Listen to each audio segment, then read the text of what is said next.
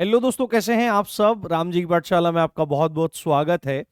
आपकी UP police constable की पुनर्परीक्षा यानी कि री एग्जाम आपके सामने है और 60,000 पदों के साथ में एक स्वर्णिम भविष्य का मार्ग आपके समक्ष दिख पड़ रहा है।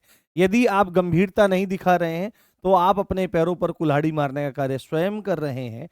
इसी दौरान जब आप अपने परीक्षा की तैयारी में व्यस्त हैं, बहुत अच्छे से चीजों को कर रहे हैं, बहुत अच्छे चीजों को समझ रहे हैं, इसी संदर्भ में आपकी परीक्षा की तरफ एक और कदम बढ़ाते हुए संभवतः जो प्रशासन है उसका एक आंतरिक नोटिस, एक इंटरनल नोटिस वायरल हो रहा है, जो आपके एग्जाम सेंटर्स यानी परीक्षा केंद्रों के जो लोकेशन है उसके संदर्भ में आपको एक छोटी छोटी जानकारी देने के लिए पधार चुका है। और उससे आपको मेंटली प्रिपेयर भी होना पड़ेगा कि आपकी परीक्षा जैसे पहले आपके गृह जनपद में यानी कि होम टाउन में हुई थी, इस बार ऐसा कुछ भी देखने के लिए नहीं मिलने वाला है।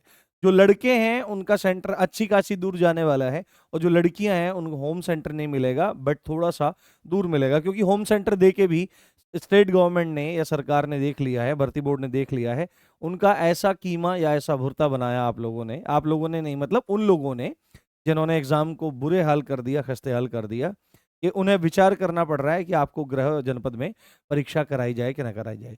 गंभीरता से लगे रहिए, मैं आपके साथ हूं। बहुत दिन बाद हो सकता है आप में से कुछ लोग देख रहे होंगे, पर मैं 31 तारीख को ही वापस आ गया था, परंतु कोई बात नहीं, अब मैं रेगुलर आपके साथ हूं और आने वाले 2-4 दिनों में आपको बहुत काम की चीजें मैं बताने वाला हूं, जिससे आपको एग्जाम में बहुत मदद मिलने वाली है, आपका एग्जाम क्लियर होने वाला है उन चीजों को जान करके। तो यदि चैनल पर नए हो तो सब्सक्राइब जरूर कर लो। साथ में ये वो इंटरनल नोटिस है जो आपको थोड़ा सा गंभीरता पूर्वक देखना चाहिए और गंभीरता पूर्वक जिसको आपको समझने का प्रयास करना चाहिए। मैं एक काम करता हूँ, मैं थोड़ा सा इसको बड़ा कर देता हूँ, ठीक है, थोड़ा सा इसको मैं बड़ा कर देता हूँ जिससे आपको समझने में थोड़ी सी आसानी हो, ठीक है।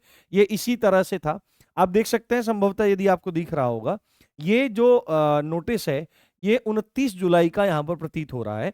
और यदि आप इसको यहाँ पर देखोगे तो यहाँ पर जब ये पास हुआ है या कुछ भी हुआ है, वहां पर डेट आपकी 31 तारीख है। कितनी? 31 तारीख में ये हुआ है। अब 31 तारीख में ये आगे गया होगा, यहाँ पर 29 तारीख है, पर स्वीकृत 31 तारीख में हुआ है। आज आपकी 2 तारीख है। आपको बहुत बहुत शुभकामनाएं महाशिवरात्रि पर्व की। ये मैं बोलना भूल गया था, पर मैं अभी देता हूं और भगवान शंकर के चरणों में ये प्रार्थना करता हूं कि आप सबका भविष्य उज्जवल होवे। ठीक है, यहां पर इंपॉर्टेंट बात क्या है कि 31 तारीख है और 1-2 दिन में ही आगे पीछे आकर के किसी ने नोटिस को वायरल कर दिया है। इसमें अब हमारे काम की जो चीज है उसकी तरफ हमको थोड़ा सा गौर फरमाना चाहिए।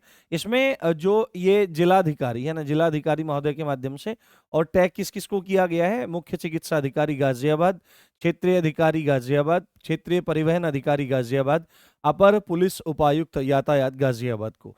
और विषय क्या है? दिनांक 23, 24, 25, 30 व 31, यानी कि 23, 24, 25, 30 और 31 को आपकी परीक्षा होनी है ना। और प्रस्तावित है उत्तर प्रदेश पुलिस में आरक्षी नागरिक पुलिस के पदों पर सीधी भर्ती 2023 की पुनर्परीक्षा के संबंध में। तो यहां पर जो हमारे काम की बात आ रही है दोस्तों, वो नीचे के पैराग्राफ्स में है, उनकी तरफ आपको थोड़ा सा ध्यान देना चाहिए। हम समय को व्यर्थ नहीं कर सकते और नहीं समय हमें व्यर्थ करना चाहिए। अब आप इसमें इंपॉर्टेंट देख लीजिए, बी मेंटली प्रिपेयर। आपको हो सकता है 100 किलोमीटर जाना पड़े, आपको हो सकता है 150 किलोमीटर जाना पड़े, या हो सकता है किसी को 200 किलोमीटर भी जाना पड़े। तो इसी हिसाब से अपनी तैयारी को प्लान करिए, यानी कि 2 दिन पहले अपने रिवीजन को खत्म कर दीजिए। यदि आपकी परीक्षा 23 तारीख को है तो 21 तारीख में आप अपने कंप्लीट रिवीजन को फिनिश करके बैठ जाएं और रिलैक्स रहें। ये आपका सौभाग्य है कि आपको यदि घर से दूर मिलेगा तो 50 किलोमीटर मिल सकता है, 100 किलोमीटर मिल सकता है। यहां पर देखिए, उपरोक्त विषय दिनांक क्या लिखा है? दिनांक 25/7/2024 को मुख्य सचिव पुलिस महानिदेशक उत्तर प्रदेश द्वारा वीडियो कॉन्फ्रेंस के माध्यम से दिनांक 24-25 ये यहां तक का प्रस्तावित जो उत्तर प्रदेश पुलिस में आरक्षित नागरिक पुलिस के पदों पर सीधी भर्ती 2023 की निम्नलिखित परीक्षा के पुनर्आयोजन के संबंध में निम्नलिखित आवश्यक निर्देश निर्गत किए गए हैं। ये आदेश आए हैं। पहला जो है, पुरुष अभ्यर्थी को उनके गृह जनपद के मंडल के बाहर, है ना। मंडल, मंडल क्या होता है? मंडल कितना होता है? ज्यादातर आपके 3 जिलों का, 4 जिलों का, 5 जिलों का, इस तरह से मंडल हो सकता है। जैसे आपका जहां पे मैं बैठा हूं ये सहारनपुर मंडल है। सहारनपुर मंडल में क्या है? तीन जिले आते हैं आपका, कौन सा? मुजफ्फरनगर, शामली और सहारनपुर।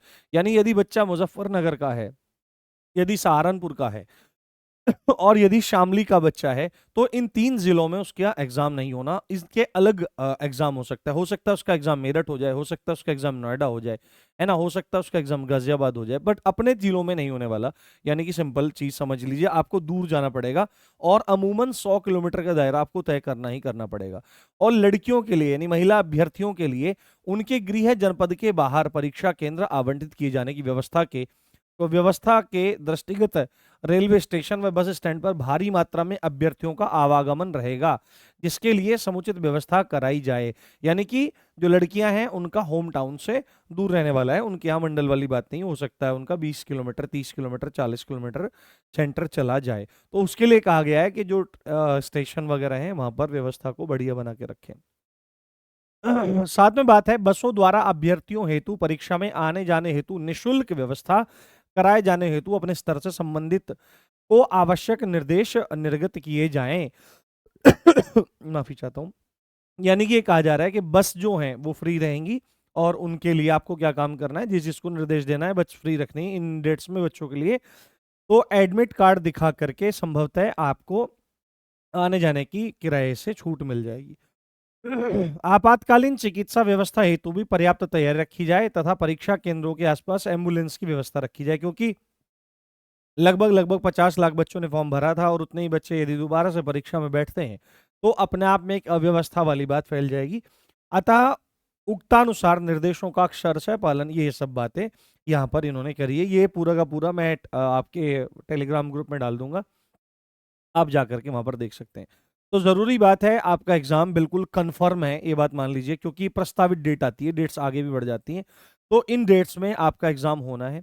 अच्छे से अपने को प्रिपेयर करो, सब चीजों से थोड़ा सा मन हटा लो। आज 2 तारीख हो गई, आपके पास मात्र 20 दिन का समय है और अंतिम 20 दिन में तैयारी यदि आपकी पहली है तो रिवीजन करना और ना करना आपके सफल और असफल होने के बीच की गहराई को पाट सकता है और बढ़ा भी सकता है। ये चीजें आपको ध्यान रखनी चाहिए। बाकी अपडेट समय पर मैं आपको देता रहूंगा, मनोबल आपका बढ़ाता रहूंगा। इसी अच्छी बात के साथ आप देख रहे थे राम जी की पाठशाला। मैं हूं राम भारद्वाज। जय हिंद, जय भारत।